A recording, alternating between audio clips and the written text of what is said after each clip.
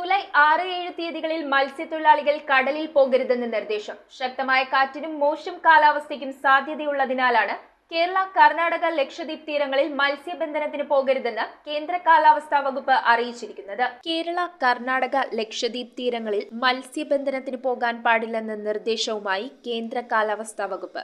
July 6 മുതൽ 7 വരെ കർണാടക തീരത്തിന്റെ വടക്കുഭാഗങ്ങൾ, കേരള തീരം, ലക്ഷദ്വീപ് തീരം എന്നിവിടങ്ങളിൽ മണിക്കൂറിൽ 35 മുതൽ 45 കിലോമീറ്റർ വരെയും ചില അവസരങ്ങളിൽ മണിക്കൂറിൽ 55 കിലോമീറ്റർ വരെയും വേഗതയിൽ ശക്തമായ കാറ്റിനും മോശം കാലാവസ്ഥയ്ക്കും സാധ്യതയുണ്ടെന്നാണ് അറിയിപ്പ്.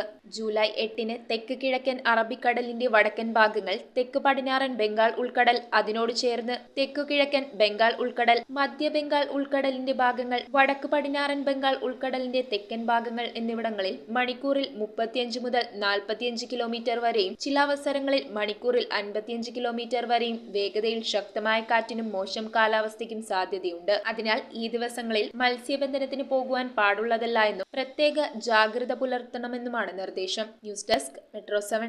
റിങ്ങുകൾ 1 ഗ്രാമിൽ തുടങ്ങുന്ന മാലകൾ, നെക്ലസുകൾ 9,000 രൂപ മുതൽ ഡയമണ്ട് നെക്ലസുകൾ 1 ലക്ഷം മുതൽ ആരംഭിക്കുന്ന വെഡിംഗ് സെറ്റുകൾ. കൂടാതെ നിങ്ങളുടെ പഴയ സ്വർണത്തിന് ഏറ്റവും ഉയർന്ന മൂല്യവും മഹാരാജ ഗോൾഡ് ആൻഡ് ഡയമണ്ട്സ്